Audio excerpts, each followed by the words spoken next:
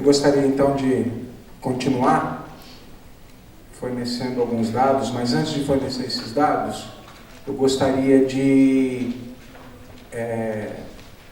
colocar uma questão que tem ficado claro para nós, que é a falta de esclarecimento que a sociedade tem da mineração e talvez a falta de comunicação efetiva que nós, do setor, e aí incluindo universidades, institutos de pesquisa, indústria, tivemos em relação à sociedade. Há uma disparidade muito grande entre os anseios da sociedade em termos de bens de consumo e estilo de vida e a realidade do conhecimento e julgamento que é feito da mineração.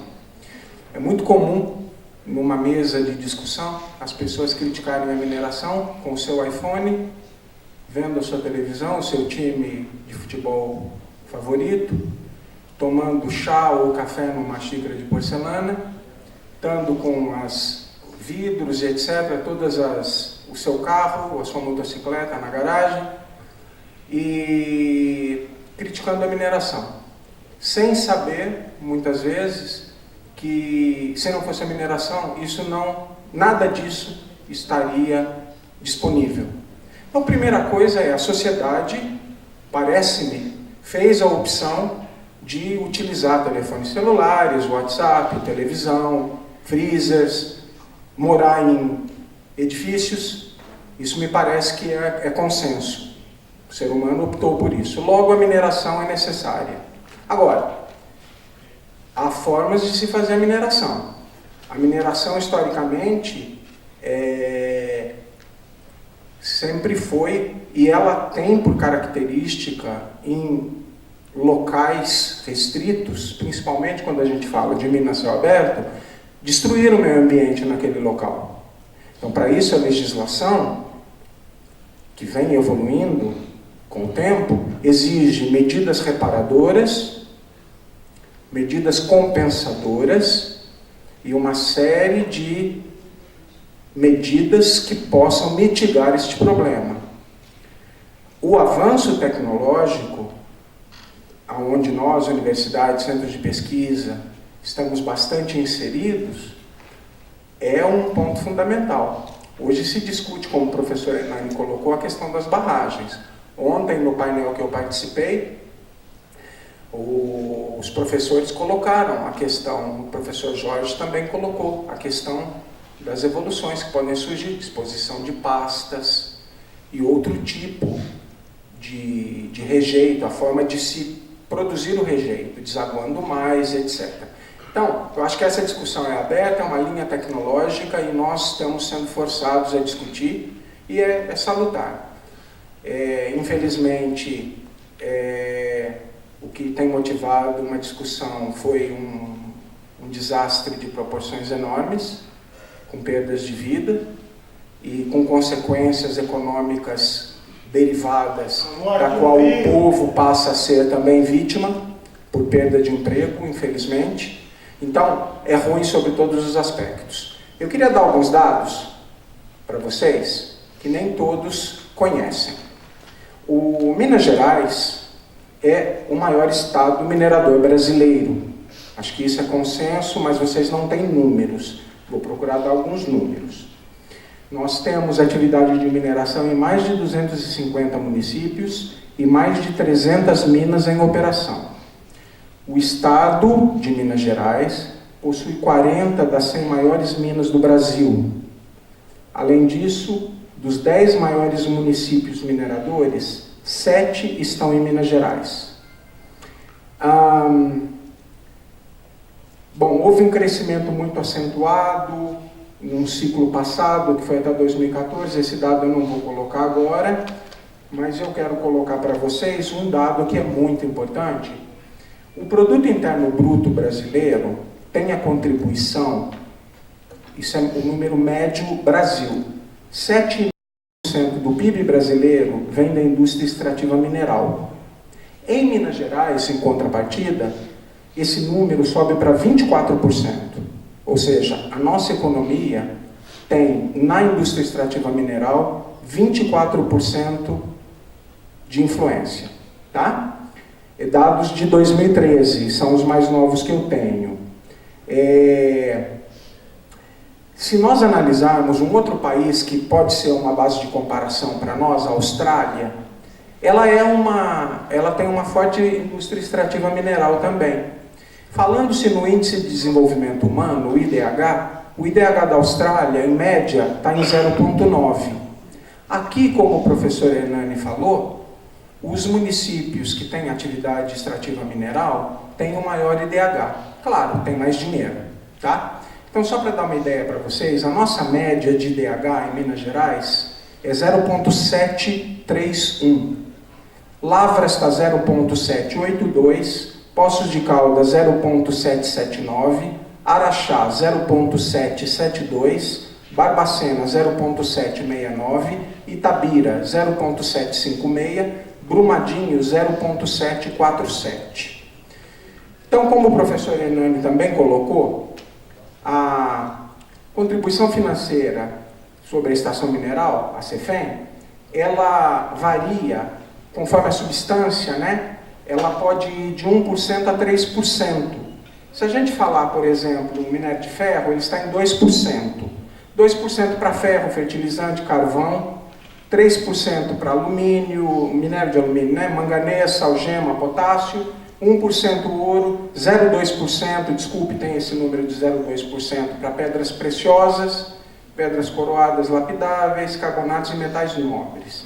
Está sendo discutido à luz de um novo marco regulatório, que eu creio que o nosso colega da NPM talvez fale alguma coisa, não sei, Leandro. Posso comentar, né? Vai comentar, né?